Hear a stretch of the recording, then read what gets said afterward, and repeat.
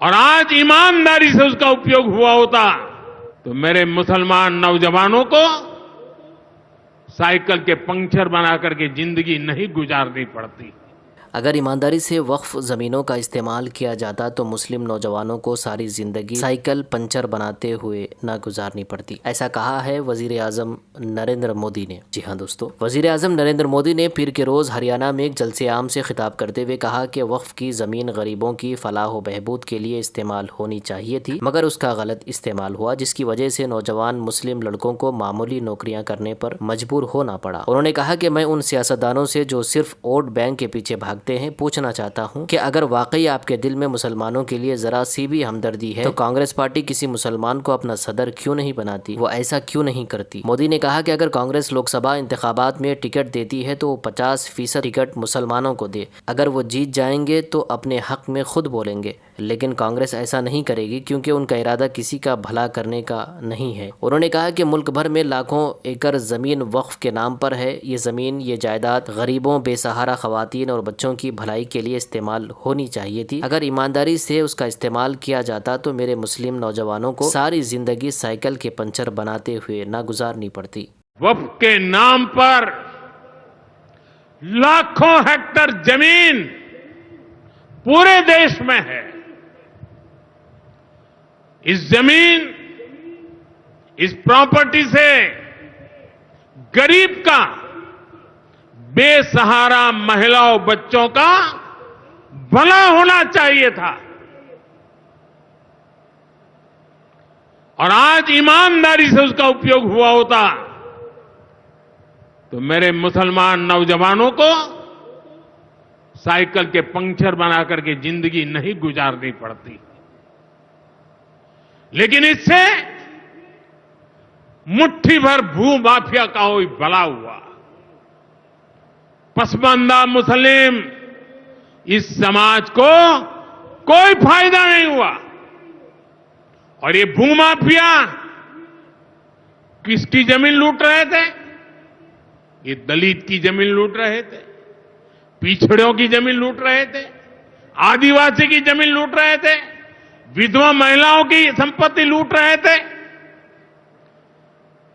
सैकड़ों विधवा मुस्लिम महिलाओं ने भारत सरकार को चिट्ठी लिखी, तब जाके कानून की चर्चा आई है।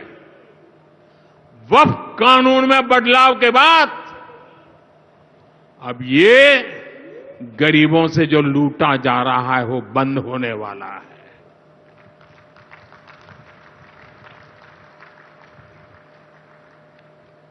और सबसे बड़ी बात, हमने एक बहुत बड़ा जिम्मेदारीपूर्ण महत्वपूर्ण काम किया है।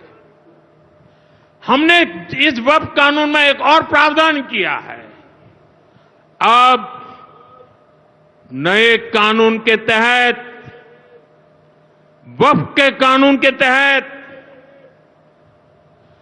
किसी भी आदिवासी की जमीन को हिंदुस्तान के किसी भी कोने में आदिवासी की जमीन को, उसके घर को, उसकी संपत्ति को ये वक्फ बोर्ड हाथ भी नहीं लगा पाएगा।